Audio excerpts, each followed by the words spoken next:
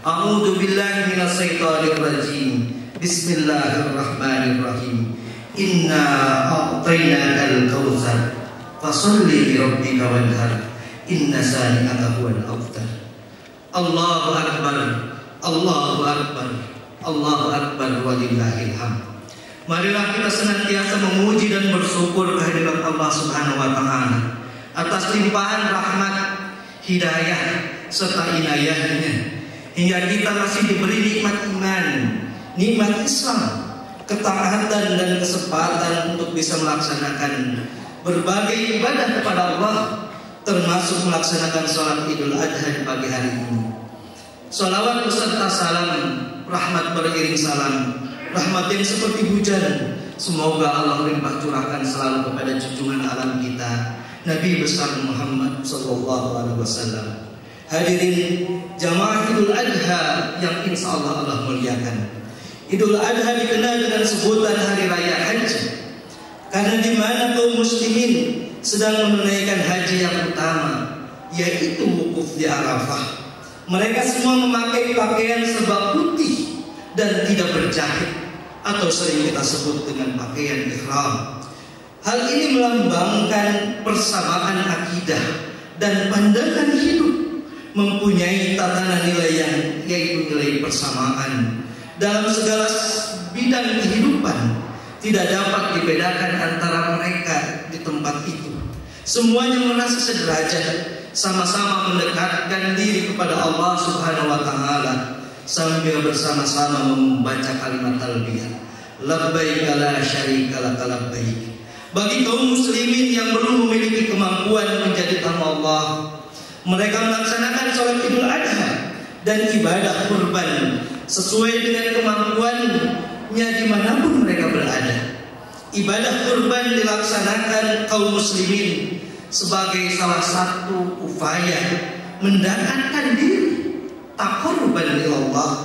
Deskripsi kehidupan kaum muslimin ini menggambarkan adanya hubungan kuat antara orang yang menunaikan ibadah haji dengan saudara-saudaranya yang tidak pergi ke Baitullah. Oleh karena itu, kita melaksanakan salat Idul Adha dan ibadah kurban pada hakikatnya sebagai bentuk kesadaran memenuhi perintah Allah Subhanahu wa taala dan Rasulnya. Allahu akbar, Allahu akbar, Allahu akbar walillahil hamd. Kaum muslimin jamaah Idul Adha rahimakumullah.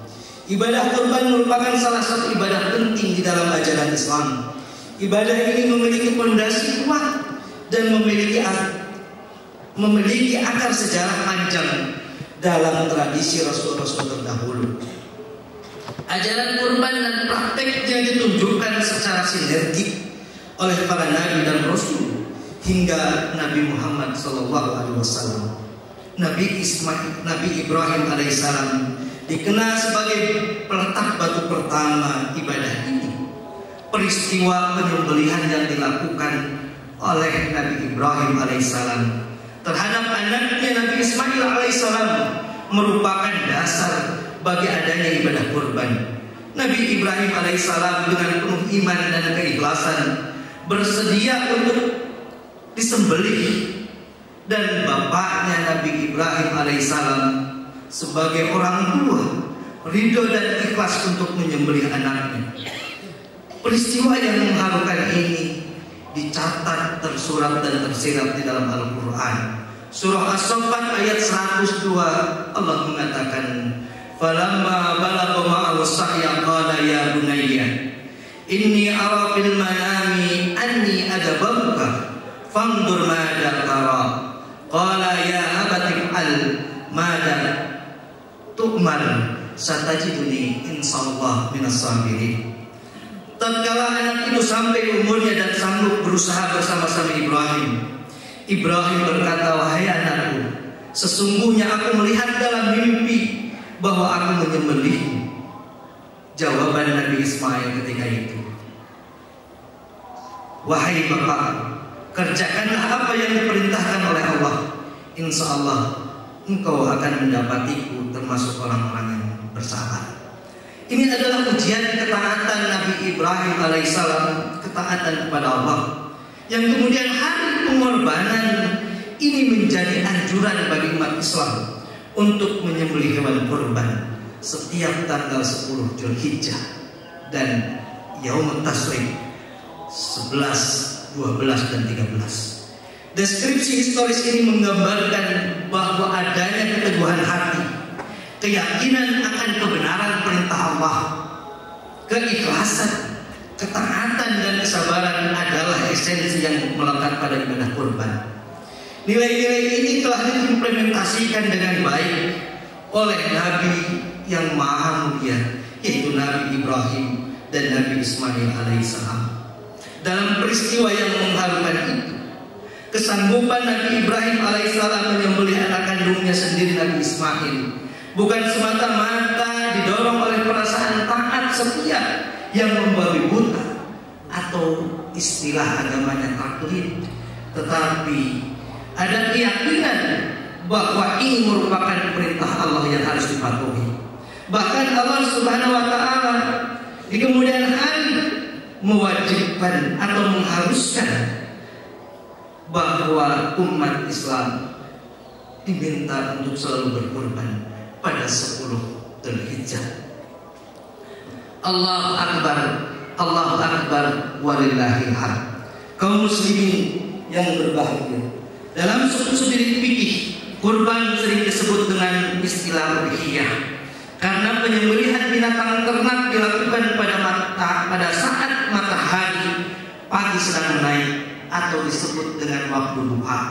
Oleh karenanya Ibnu Qayyim al-Jauziyah memahami makna kurban dengan tindakan seseorang menyembelih hewan ternak pada saat duha guna menghasilkan kedekatan dan ridho Allah Subhanahu wa taala. Binatang kurban disebut dengan udhiyah atau nahar adalah simbolisasi tadhiyah, yakni pengorbanan baik udhiyah maupun tadhiyah. Posisinya sama sebagai ibadah untuk mendekatkan diri kepada Allah Subhanahu wa taala. Taqarruban wa qurbanan. Jika menyembelih udhiyah merupakan ibadah material yang ritual, maka tadhiyah, pengorbanan di jalan Allah, merupakan ibadah keadaban yang memajukan sektor-sektor kehidupan yang lebih luas. Ibadah kurban tidak hanya mementingkan tindakan lahiriah berupa menyedekahkan hewan ternak kepada orang lain, kepada fakir miskin, tetapi yang lebih penting adalah nilai ketulusan guna mendekatkan diri kepada Allah Subhanahu wa taala. Dalam beberapa ayat Allah Subhanahu wa taala memperingatkan bahwa yang betul-betul membuahkan kedekatan dengan Allah bukanlah fisik hewan kurban, melainkan nilai takwa dan keikhlasan yang ada dalam jiwa kita. Dalam surah Al-Hajj ayat 37 Allah Subhanahu wa taala menyebutkan la yanalallahu luhumuha wala dima'uha walakin yanaluhu taqwa minkum. Tidak akan sampai kepada Allah daging hewan itu dan tidak pula darahnya, tetapi yang sampai kepadanya adalah takwa dari kamu. Penegasan Allah Subhanahu wa taala ini mengindikasikan dua hal. Pertama, penyembelihan hewan ternak sebagai kurban merupakan simbolik dari tradisi Nabi Ibrahim alaihissalam dan merupakan siar dari ajaran Islam. Penyembelihan hewan ternak sebagai ibadah kurban indikasi sejalan dengan peringatan Rasulullah SAW. Innallaha la yanzuru ila ajsamikum wala ila suwarikum, fa innallaha yanzuru ila qulubikum. Bahwa kata Rasulullah SAW, sesungguhnya Allah tidak melihat kepada tampak mukamu, kepada keadaan luarmu, tetapi Allah melihat ke dalam hati. Allahu Akbar, Allahu Akbar, Allahu Akbar, walillahil hamd. Sehubungan dengan perintah itu, berkurban itu, maka Rasulullah SAW selalu dalam setiap tahunnya menyembelih hewan kurban dan tidak pernah meninggalkannya. Meskipun dari sisi ekonomi, Nabi besar Muhammad SAW termasuk orang yang menjalani hidup sederhana, tidak mempunyai rumah yang indah dan megah, apalagi mobil yang mewah. Bahkan tempat tidurnya hanya terbuat dari tikar anyaman daun daun kurma. Oleh karena itu, orang muslim yang telah mempunyai kemampuan untuk berkurban tetapi tidak mau melaksanakan, boleh dikenakan sanksi sosial, yaitu diisolasi dari pergaulan masyarakat muslim, sebagaimana sabdanya di dalam hadis yang diriwayatkan oleh Abu Hurairah mengatakan, "Man kana lahu sa'atun wa lam yudhi fala yaqrabanna musallana." Kata Rasulullah SAW, barang siapa yang mempunyai kemampuan menyembelih hewan kurban tetapi tidak melaksanakannya, maka janganlah sekali-kali ia mendekati tempat sholatku. Allahu Akbar, Allahu Akbar, Allahu Akbar, walillahil hamd. Kaum muslimin yang berbahagia, kalau ibadah kurban dilaksanakan dengan ikhlas, dengan mengharap ridha Allah, insya Allah akan memberikan beberapa hikmah. Di antaranya terakhir pada khutbah ini ada 4 hikmah dari ibadah kurban yang dilaksanakan dengan penuh keikhlasan dan keridhaan. Yang pertama adalah meningkatkan keimanan kepada Allah.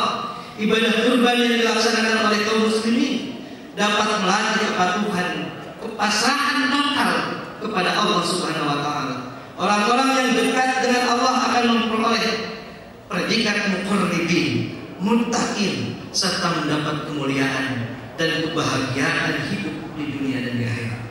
Yang kedua yaitu membersihkan diri dari sifat-sifat bakhiliyah.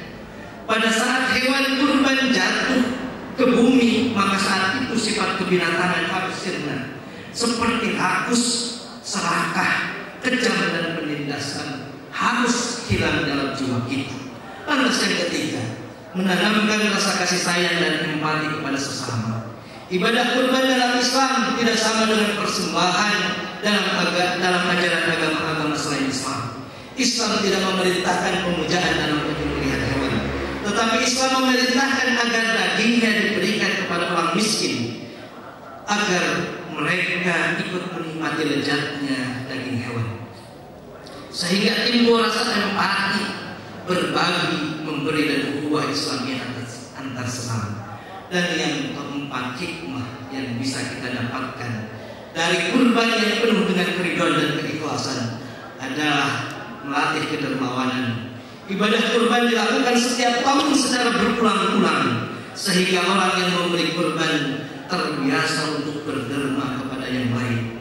Ibadah kurban tidak 1 tahun, hanya sekali dalam seumur hidup tidak, tetapi ibadah kurban harus dilakukan berulang-ulang pada setiap tahunnya.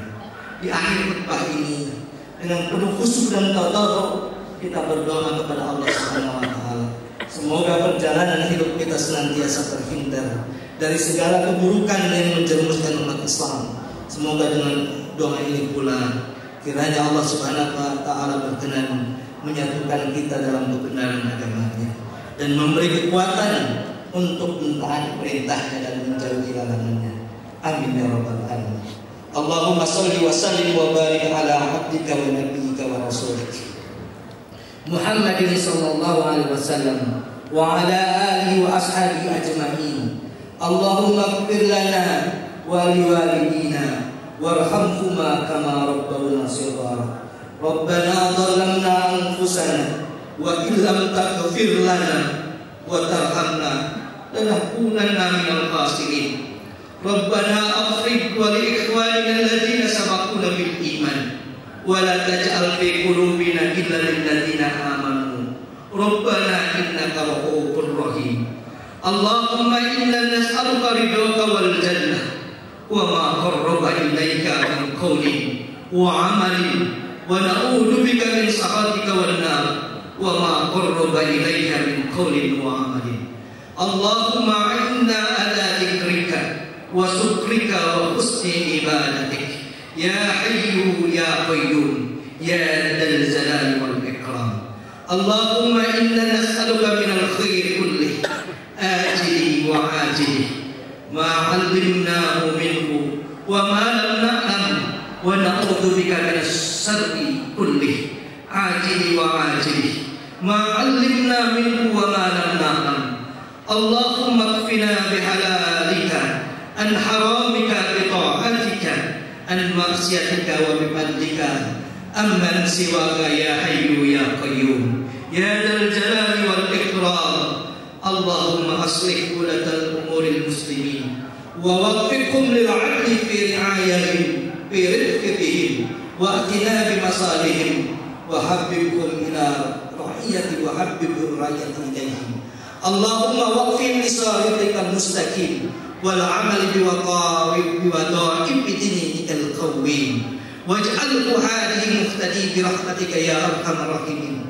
Allahumma ansur ikhwanana al-muslimin al-mujahidin fi sabilika fi kulli makan. Allahumma afrigh 'alaihim sabran wa thabbit aqdamahum wansurhum 'ala aduwwihim wa aduwwihim. Allahumma aktub sahadata 'ala mautahum waktub salamata 'ala ahyahim. Rabbana atina fid dunya hasanah wa fil akhirati hasanah wa qina adzabannar. Taqabbal minna innaka antas samiul alim wa tub alaina innaka tawwabur rahim. Wassalamualaikum warahmatullahi wabarakatuh.